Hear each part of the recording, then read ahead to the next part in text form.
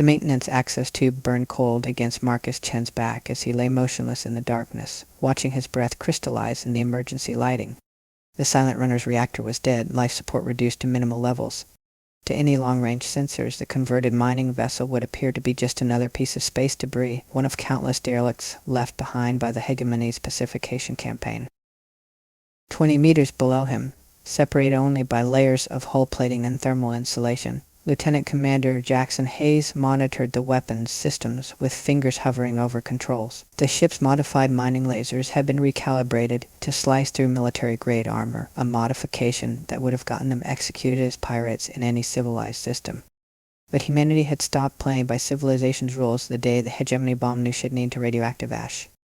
Contact, Lieutenant Rajesh Patel's whispering through the command channel, barely audible above the sound of blood pounding in Marcus's ears. Heavy transport, Hegemony Registry. 2 escort frigates. They're following the exact course intelligence predicted.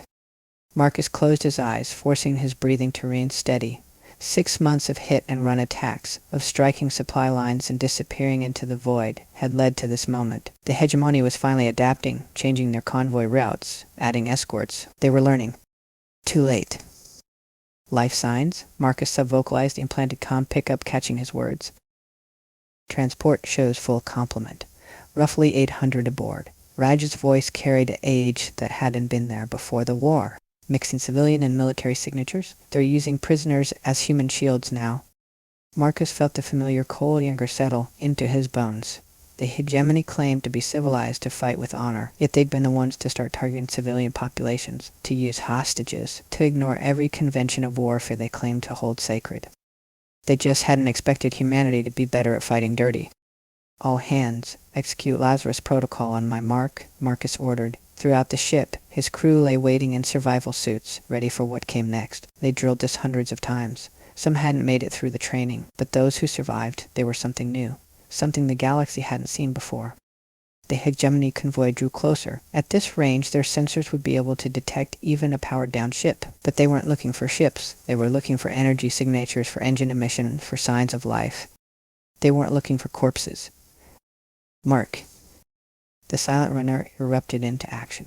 Emergency bulkheads slammed shut as the outer hull plates explosively detached, taking with them carefully planted sensor reflectors that had been masking the ship's true signature. The sudden debris cloud confused the hegemony escort's targeting systems for precious seconds in which the dead ship's weapons came alive. Multiple contacts. Rod shouted, professional calm forgotten in the chaos of combat. 5, no, 8 more ships dropping their camouflage. They're catching on fast this time. Marcus allowed himself a grim smile as he watched the tactical display. The hegemony escorts responded exactly as their doctrine demanded, moving to protect the transport, adopting textbook defensive formations designed to counter conventional attacks from proper military vessels. They had no protocols for dealing with supposedly civilian ships that turned their mining equipment into weapons of war. No doctrine for fighting an enemy that didn't care about honor or glory or proper combat.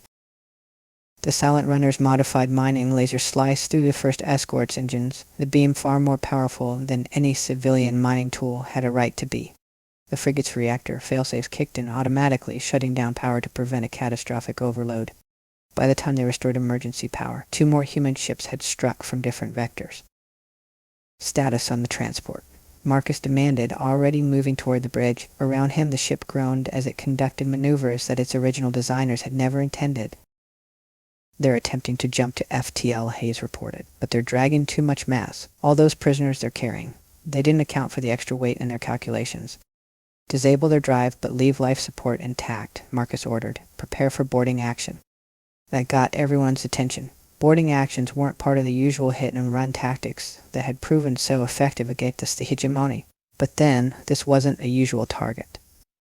Sir, Raj's voice carried a note of warning. Long-range sensors are picking up major energy signatures. Looks like they managed to get a distress call out. We've got maybe 20 minutes before their quick reaction force arrives. More than enough time. Marcus sealed his combat suit as he entered the bridge. All ships, implement Case Orange. I say again, Case Orange is in effect. Acknowledgements flooded the command channel as the other raiders moved to implement the plan. Case Orange was something they'd been preparing for months, a deliberate evolution of their tactics to counter the hegemony's increasing defensive measures. The Silent Runner lined up with the transport's main airlock. magnetic grapples deploying to establish a hard seal. Similar scenes played out across the battlefield as other raiders moved to board at different points. The hegemony crew would be expecting standard boarding tactics, teams of armored troops forcing their way through choke points. Instead, they got clouds of micro-drones flooding through emergency vents, carrying payload of a very special knowledge I'm spanning, one that affected the hegemony's unique biology, but left humans unharmed. The same nerve agent that Earth's best xenobiologists had developed after studying casualties from the New Sydney massacre. Boarding team move in, Marcus ordered, checking the seals on his suit one final time. Remember, we're here for the prisoners first. Everything else is secondary. The next 15 minutes were controlled chaos. The nerve agent had done its work well. Most of the hegemony crew were unconscious or paralyzed. Those few who had managed to get to emergency breathing apparatus found themselves facing boarding teams who had trained specifically to counter their tactics.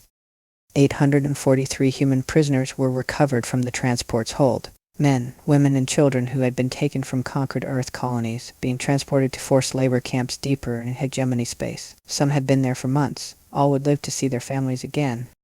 The recovery operation was completed with 4 minutes to spare before the hegemony quick reaction force arrived. By then, the raiders were already gone, leaving behind a disabled transport, 2 crippled escorts, and a very important message.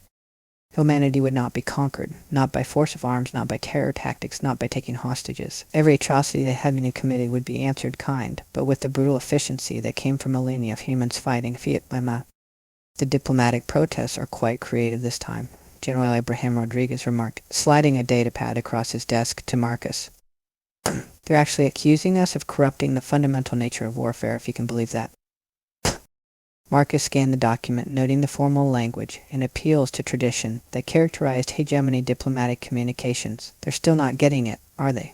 They think this is about tactics, about technology. They don't understand that this is about survival. No, they don't. Rodriguez stood and walked to the window of his office, looking out over the sprawling military complex that served as humanity's irregular warfare training center. They've never faced an existential threat before, never had to fight an enemy that could actually destroy them. Their entire society is built on the assumption that warfare has rules, that there are lines that won't be crossed. We crossed those lines the day they bombed New Sydney, Marcus said quietly.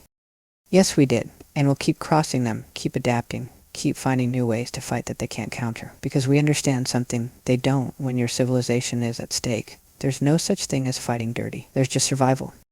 Below them, a new class of raiders was graduating from their training.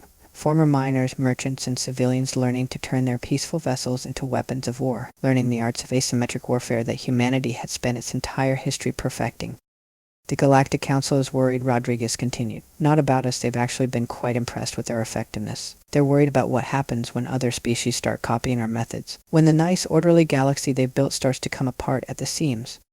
Let them worry, Marcus replied. We tried playing by their rules. Look where that got us. Now we'll play by our rules and they can either adapt or... He left the sentence unfinished, but both men knew the truth. The galaxy was changing, the age of formal fleet actions and honorable combat was ending. In its place was coming something new, something that humanity had known since its earliest days. Real war wasn't about honor, it was about winning, and humanity had just proven itself to be very, very good at winning. The silent runner drifted in the darkness between stars, waiting. Around it, dozens of other converted civilian ships maintained their own silent vigils. Their crews were no longer miners or merchants or explorers. They were something new, guerrilla warriors of the void, carrying humanity's ancient traditions of irregular warfare into the stars. Marcus Chen sat in his captain's chair, watching the long-range sensor displays. Somewhere out there, the hegemony was adapting, learning, trying to counter humanity's unconventional tactics, but they were learning the wrong lessons, trying to develop countermeasures to specific techniques, rather than understanding the fundamental truth. Humanity's greatest weapon wasn't their technology, or their tactics, or even their willingness to fight dirty. It was their ability to adapt, to change, to throw out everything they thought they knew about warfare, and start fresh when the situation demanded it. The hegemony would never understand that. They couldn't. Their entire civilization was built on doing things the proper way, the traditional way, the honorable way. Humanity just did things the winning way. A new contact appeared on the sensors, another convoy, another target, another chance to remind the galaxy why Earth had become the most feared military power in known space. Not for the size of its fleets or the strength of its weapons, but for its mastery of the art of the unconventional. Marcus smiled in the darkness as he gave the order to begin another hunt. The galaxy would never be the same. And that was exactly the way humanity wanted it.